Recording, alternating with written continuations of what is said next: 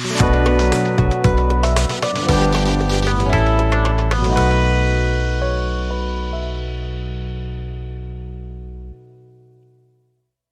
اللہ الرحمن الرحیم۔ آج میں آپ کو نان بنانا سکھاتی ہوں۔ تو یہ میں نے آٹا لے لیا، آپ اپنی مرضی کے مطابق اپنے فیملیز کے مطابق لیں گے۔ تو بسم اللہ الرحمن الرحیم، اس میں ایسٹ ڈال رہی ہوں میں، ایسٹرن ایسٹ 2 اسپون، اور 1 اسپون سالٹ، نمک۔ آپ اپنی مرضی کے مطابق کم یا زیادہ نمک ڈال سکتے ہیں، میں نے 1.5 چمچ ڈالا ہے۔ اس کے علاوہ میں آٹا گوندتے وقت زیرہ ڈالتی ہوں۔ زیرہ پیٹ کے لیے، درد کے لیے، پیٹ کی بیماریوں کے لیے بہت اچھا ہوتا ہے، اس لیے اس میں زیرہ ملا دوں گی۔ اور پھر میں نیم گرم پانی، چونکہ سردی ہے، بسم اللہ الرحمن الرحیم، تو میں اس میں نیم گرم پانی ملا دوں گی۔ گرمیوں میں تو آپ ٹھنڈا پانی یوز کر سکتے ہیں، ملا سکتے ہیں، لیکن چونکہ سردی ہے اور سردی میں آٹا جلدی خمیر نہیں ہوتا، اس لیے نیم گرم پانی ملاتے ہیں۔ پھر اس کو میں ابھی مکس کر کے پھر آپ کو بعد میں بتاتی ہوں کہ کیا کرنا ہے۔ آٹا آپ اس کو گوندھ لیں جس طرح آپ بسم اللہ الرحمن الرحیم نرم آٹا آپ گوندھتے ہیں، اس طرح آپ گوندھ لیں۔ اور یاد رکھیں کہ یہ جو نمک ہے اس کو ایسٹ کے ساتھ نہیں ملنا چاہیے۔ اگر چینی ہو تو وہ ایسٹ کے ساتھ مل جاتی ہے تو وہ اچھا ایسٹ بنتا ہے، لیکن نمک اگر ایسٹ کے ساتھ مل جائے تو وہ اچھا نہیں بنتا۔ اس لیے نمک کو پہلے ایسٹ کے ساتھ نہیں ملانا چاہیے، صرف ایسٹ ملا کے اور یہ آپ اچھا سا آٹا گوندھ لیں۔ جیسے آپ گھر میں آٹا گوندھتے ہیں تو آپ اس طرح کا آٹا گوندھ لیں، اور نرم، اس کا سخت آٹا نہیں ہونا چاہیے، چپاتی کی طرح نرم ہونا چاہیے۔ تو پھر میں آپ سے آٹا گوندھ کے پھر اس کو میں ریسٹ دوں گی، پھر ملتی ہوں میں آپ سے انشاءاللہ۔ جی بسم اللہ الرحمن الرحیم، دیکھیں میں یہ اس طرح آٹے کو مکس کر رہی ہوں، اور یہ یاد رکھیں کہ ایسٹ کے ساتھ نمک نہیں ملنا چاہیے۔ مطلب ہے کہ جب ہم چینی ملاتے ہیں نا، جب ہم پیزا وغیرہ کی ڈو بناتے ہیں یا کسی اور چیز کی بناتے ہیں تو ہم اس میں چینی ایڈ کرتے ہیں تو وہ ریز کرتی ہے نا، لیکن اگر آپ نمک ملا دیں گے تو وہ ریز نہیں کرے گی، اس لیے نمک نہیں ملانا چاہیے اس کے ساتھ۔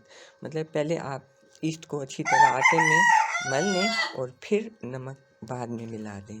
دوسری بات یہ کہ آپ اس کو اپنی مرضی کے مطابق جتنا آپ لینا چاہیں اس حساب سے آٹا گوندیں۔ یہ تقریباً اس میں سے 8-10 روٹیاں بن جائیں گی، کیونکہ ہماری فیملی تھوڑی ہے۔ میں ایک دفعہ بنا کے اور میں رکھ لیتی ہوں، اور پھر میں اس کو 2-3 دن تک یوز کرتی ہوں۔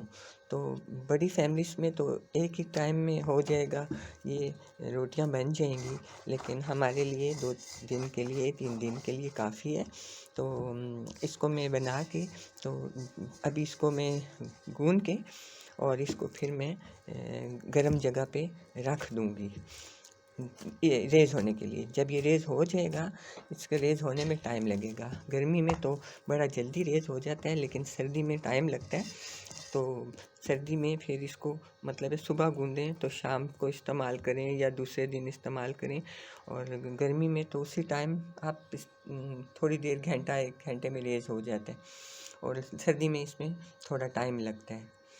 تو چلیں، میں نے یہ اب اس کو میں اچھی طرح گوندھ کے تو میں اس کو رکھتی ہوں، پھر میں آپ سے ملتی ہوں انشاءاللہ۔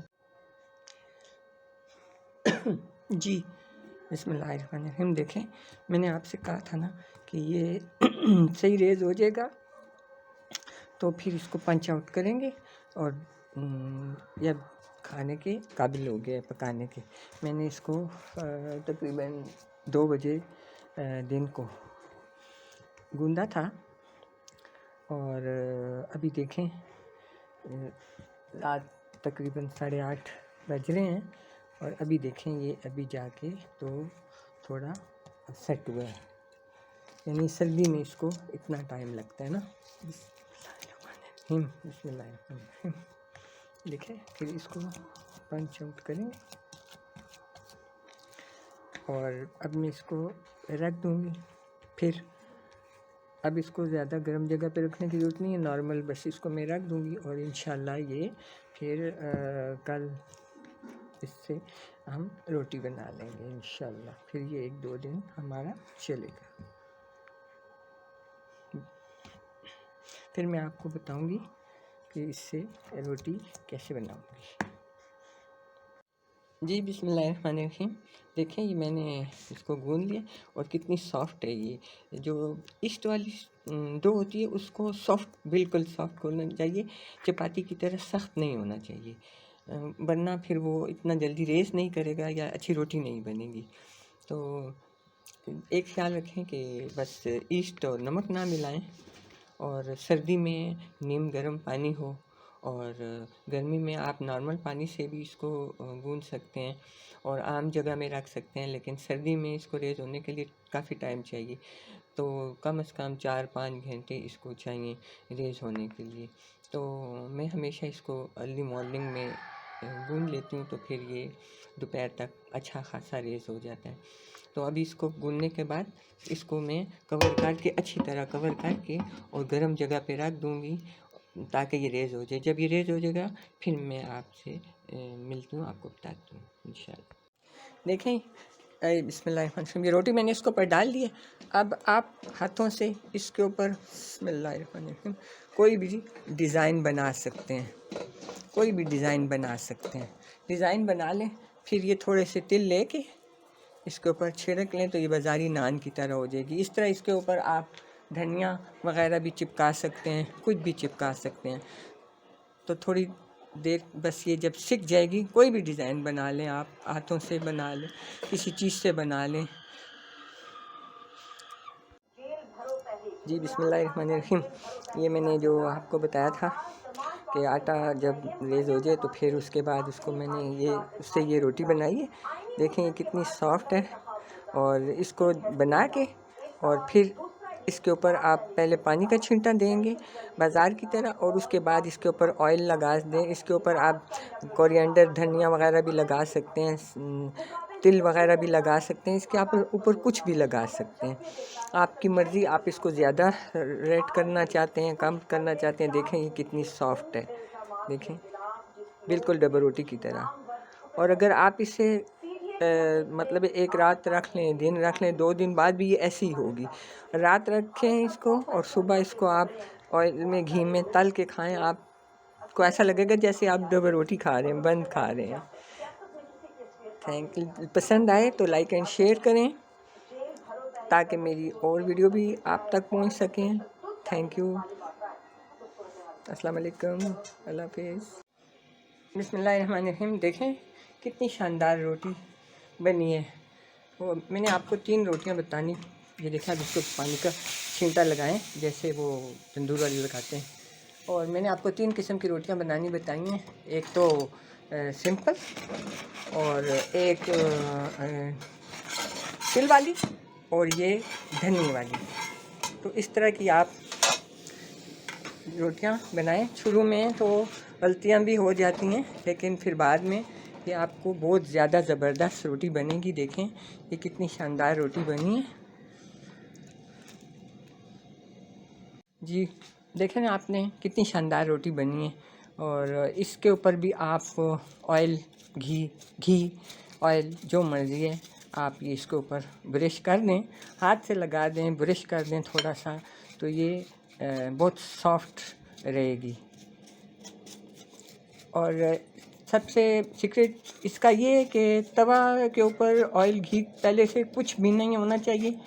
دوسری بات یہ ہے کہ روٹی کے اوپر پانی پیچھے لگانا ہے، اور تیسری بات یہ ہے کہ آنچ، چولہا جو ہے تو وہ تیز آنچ پہ بنتی ہے۔ یہ پہلے توا اچھی طرح گرم ہو جائے اور پھر یہ بنتی ہے، لیکن یہ خیال کریں کہ بہت زیادہ اگر چولہا ہیٹ اپ ہو جائے گا تو پھر دیکھیں کتنی سافٹ ہے یہ، بالکل